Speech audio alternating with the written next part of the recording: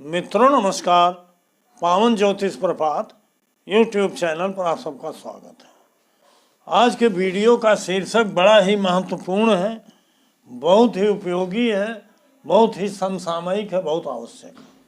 शीर्षक का नाम है जीवन की कोई घटना कब घटित होगी कैसे जाने।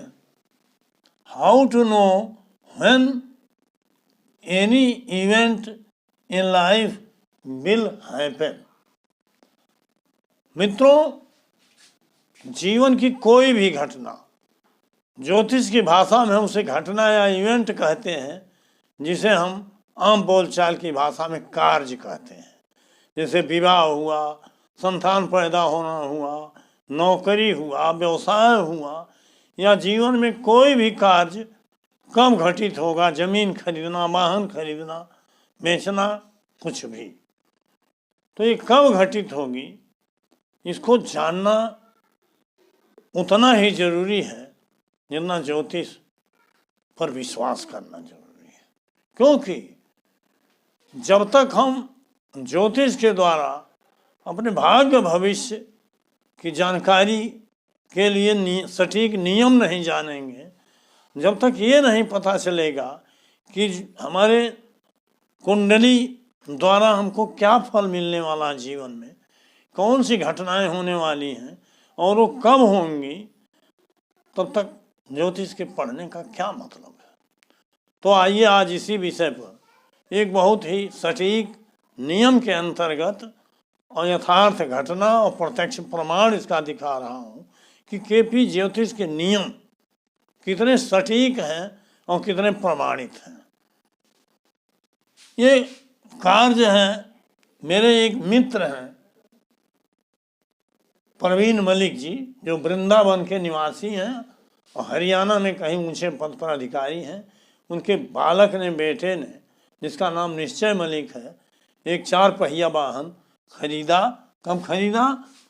29/11/2024 को 2:15 PM पर, दिन था शुक्रवार, दिल्ली में। अब ये कार्य उसका जो हुआ तो हमने उसका अध्ययन किया, उसकी कुंडली का, तो एकदम जो नियम आपको बताते आए हैं या जिसकी आज हम पुष्टि कर रहे हैं, ये नियम एकदम सटीक है उस पर। इसी तरह से जीवन की कोई घटना इसी नियम के आधार पर आप कस करके देख सकते हैं कि कब कोई घटना घटित होती है और कब कोई घटना घटित होगी या हमारा अमुक कार्य कब होगा। इस जातक का नाम है निश्चय मलिक। जन्म हुआ है 5/12/1998 को। टाइम ऑफ बर्थ है 5:51 AM। प्लेस ऑफ बर्थ है वृंदावन, इंडिया। इस जातक की वृश्चिक लग्न की कुंडली बनी है। देखिए राशि, ये लग्न कुंडली, ये कस्प कुंडली है। लग्न कुंडली में जैसे राशियां हैं उसी तरह से कस्प कुंडली में भी राशियां यथावत हैं और कोई राशि गायब नहीं हुई है, लेकिन ग्रहों में कुछ स्थान परिवर्तन हुआ है लग्न कुंडली में। यहाँ देखिए मंगल 11वें है कस्प कुंडली में, 10वें आ गया है। राहु यहाँ 10वें है, यहाँ कस्प कुंडली में 9वें आ गया है। और केतु जो यहाँ चतुर्थ में था वो तृतीय में आ गया है। सूर्य, शुक्र, बुध और बृहस्पति और शनिचर और चंद्रमा यथास्थान। मित्रों, इस जातक पर वर्तमान में बृहस्पति की महादशा चल रही है। ये बृहस्पति की महादशा 31 जनवरी 2015 से 31 जनवरी 2031 तक है। शुक्र की अंतरदशा 13/12/2022 से 13/8/2025 तक है और शनि का प्रत्यंतर 29/8/24 से 30 जनवरी 25 तक है। अर्थात बृहस्पति की महादशा, शुक्र की अंतरदशा और शनि का प्रत्यंतर है।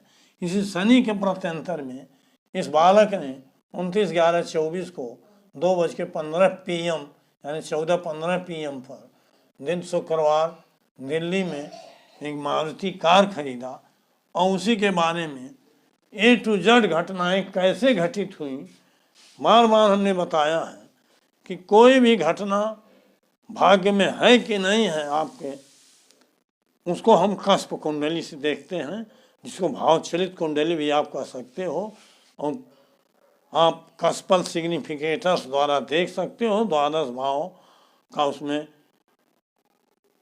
उस भाव के उप नक्षत्र स्वामी द्वारा और उसके नक्षत्र के माध्यम से फल देखा जाता है। तो वाहन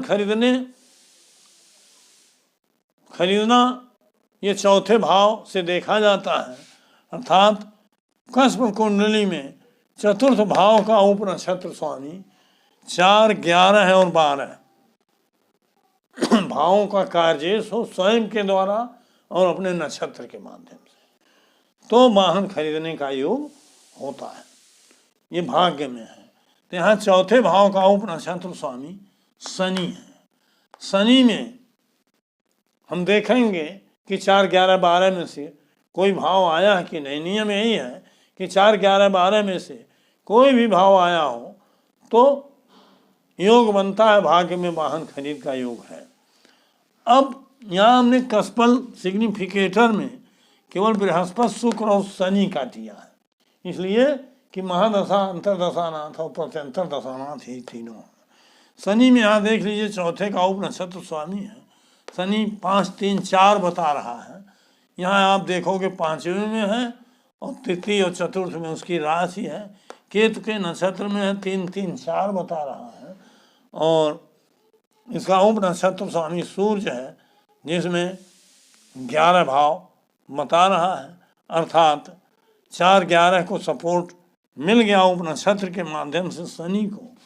और यहाँ आप देखो शनि तो चौथे का मालिक स्वयं है, यह है। लग्न कुंडली में देखो शनि की 12वें स्थान पर दृष्टि। महादशानाथ बृहस्पति की भी दृष्टि इसी वक्त हम बता दे रहे हैं। बृहस्पति देखो 7, 8, 9, 12वें भाव पर देख रहा है। यहाँ देखो बृहस्पति में 4, 2, 4 आया है स्वयं के द्वारा। 4, 2, 4 स्वयं उसका नक्षत्रेश बृहस्पति है और बुध इसका नक्षत्रेश माना जाएगा, क्योंकि जब कोई ग्रह अपने ही नक्षत्र में होता है तो उप नक्षत्र स्वामी बुध उसका नक्षत्रेश हो जाता है। बुध उप नक्षत्र स्वामी नक्षत्रेश हो जाता है, तो उप नक्षत्र स्वामी बुध है।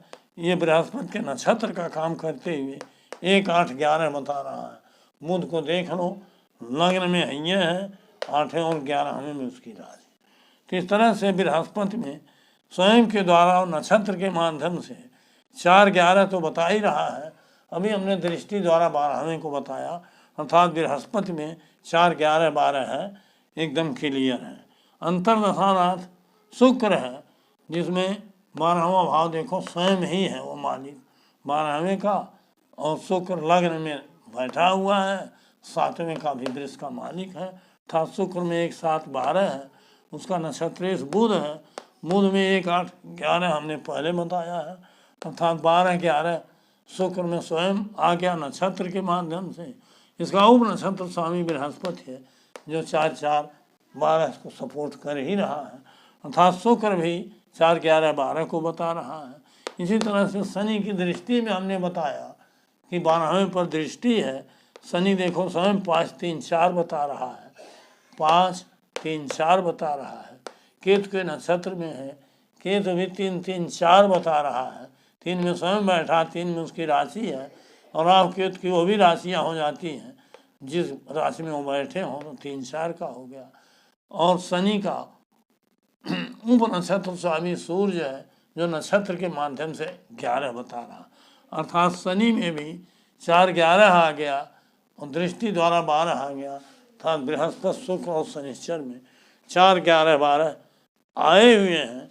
इस नाते घटना की पुष्टि होती है कि वाहन खरीद का योग बन रहा था। इतना तो हमने बताया, इतना आप प्राय सभी लोग जानते हो। आगे अभी बहुत कुछ बताना है। आगे बढ़ने से पहले ऐसी विषय, ऐसा नियम बताने जा रहा हूँ जो आपको दिन, घंटा, मिनट तक आप देख सकते हो, जान सकते हो कि कब एक घटना घटित हो। कोई घटना नहीं। लेकिन आगे बढ़ने से पहले आपसे अनुरोध है कि अगर मेरे चैनल को अब तक सब्सक्राइब नहीं किए हैं तो नीचे का सब्सक्राइब बटन पुश करिए, बेल आइकन को क्लिक करके ऑल के बटन पर पुश कर दीजिए ताकि तुरंत प्रत्येक वीडियो का नोटिफिकेशन आप तक पहुंच जाए, शीघ्र ही पहुंच जाए।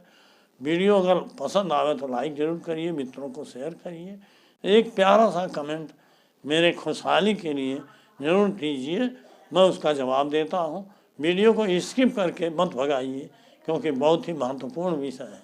अगर आप थोड़ा सा चूक गए, स्किप कर दिए तो पॉइंट आपसे छूट जाएगा और नियम आपसे। तो मित्रों, एक बार नहीं 2 बार वीडियो देखिए, वीडियो को पूरी तरह से समझ लीजिए। अब आते हैं घटना जिस दिन घटित हुई उस दिन हम देखते हैं क्या है। अब 29/11/2024 को शुक्रवार दिन था। शुक्र देखिए अंतर्दशानाथ है ये, और 2:15 जो PM है इसमें मीन लग्न थी। मीन लग्न में लग्न नक्षत्र शनि का था। मीन में होता है उत्तरा भाद्र पर नक्षत्र, तो शनि का नक्षत्र अर्थात लग्न और लग्नांश, लग्नांश का नक्षत्र, ये दोनों बृहस्पति और शनि थे। और इसी तरह से अब बृहस्पति को देख लो गोचर में क्या स्थिति थी। बृहस्पति बकरी था, तब भी आज भी है। अब आप देखो बकरी बृहस्पति ने भी कान में कोई टाल मटोल नहीं किया, कार्य को घटित किया। जो मैंने बार बार बताया, गुरुवर KS कृष्णमूर्ति जी ने भी बताया है कि कोई भी ग्रह जन्म कुंडली में बकरी होने का कोई प्रभाव नहीं देता, वो मार्गी जैसा ही काम करता है। केवल प्रश्न कुंडली में ही बकरी ग्रहों का प्रभाव देखा जाता है। तो बृहस्पति देखिए, नियम यही है कि गोचर में महादशा, अंतरदशा और प्रत्यंतर दशा जो उस घटना को सपोर्ट कर, ये तीनों एक उस दिन उस समय एक दूसरे के राशि में, नक्षत्र में उपना या स्वयं के राशि नक्षत्र उपना, तीनों कहीं न कहीं तीनों से संबंधित हो या अपने घर में हो। नक्षत्र उपनक्षत्र तक आप देख लीजिए। और चूँकि जो दीर्घ गति होते हैं, धीमी गति वाले ग्रह, उनको उपनक्षत्र तक देखना जरूरी हो जाता। यहाँ देखते हैं बृहस्पति, यहाँ हमने दे दिया है 29/11/24 का। बृहस्पति को देखते हैं चंद्रमा को बाद में। बृहस्पति वृषभ राशि में है अर्थात शुक्र के घर में है। देख लो यहाँ बृहस्पति शुक्र के घर में है, तो ये पर्याप्त हो गया। अंतरदशानाथ के उसमें है, राशि में है। शुक्र जो देखो धन में है, शुक्र जो है वो बृहस्पति के घर में है, ये भी नियम की पूर्ति। और शनि को देख लो, शनि राहु चंद्रमा शनि था, शनि अपने ही घर में, अर्थात तीनों ग्रह बृहस्पति शुक्र और शनिश्चर कहीं न कहीं अपने या एक दूसरे के घर में है। और चंद्रमा की क्या स्थिति है, चंद्रमा देख लो तुला राशि में है। तुला राशि इस कुंडली का 12वां स्थान है, जो व्यय कराया है तुला में है, 12 में व्यय करा के वाहन खरीदवाया है। और चंद्रमा देख लो तुला में, शुक्र के राशि में, बृहस्पति के नक्षत्र में, शनिश्चर के उप नक्षत्र में और शनिश्चर के उप, अर्थात बृहस्पति शुक्र शनिश्चर तीनों से रिलेटेड चंद्रमा है। तो इस तरह से जिस समय वो घटना घटित हुई या वाहन खरीदा गया, उस समय पूर्ण रूप से दशानाथ, अंतरदशानाथ और प्रत्यंतर दशानाथ का प्रभाव था और चंद्रमा भी सपोर्ट में था। तो इस तरह से आप कालखंड भी निर्धारित कर सकते हो और मिनट सेकंड तक आप देख करके एकदम सही बता सकते हो कि अमुक घटना कब होगी। ये तो वाहन खरीदने की घटना है, या कोई अच्छी या बुरा जो भी घटना आप फलित निकालना चाहते हो, इसी नियम से निकाल सकते हो। ग्रहों के दशा, अंतरदशा, प्रत्यंतर से, गोचर से और चंद्र गोचर से आप दिन, घंटा, लग्न का मिनट सेकंड तक आपको मिल सकता है मित्रों। तो कितना महत्वपूर्ण है, कितना गौरवशाली है ये कृष्णमूर्ति पद्धति का नियम। हिंदू की मैंने सभी ज्योतिष जो प्रचलित हैं, पहले हैं, प्राचीन पद्धति है, वर्तमान पद्धति है, सभी ज्योतिष का हमने विशद अध्ययन किया है, लेकिन इतना सटीक नियम हमको कहीं नहीं मिला। इस नाते ये बड़ा महत्वपूर्ण हो गया था कि आपको इस पर वीडियो बना करके आपको जानकारी दूँ। मित्रों, वीडियो लंबा ना हो, इस नाते आज का टॉपिक यहीं समाप्त करता हूँ। फिर 2 दिन बाद किसी नए टॉपिक को लेके आऊँगा। बहुत बहुत धन्यवाद, हार्दिक शुभकामनाएं।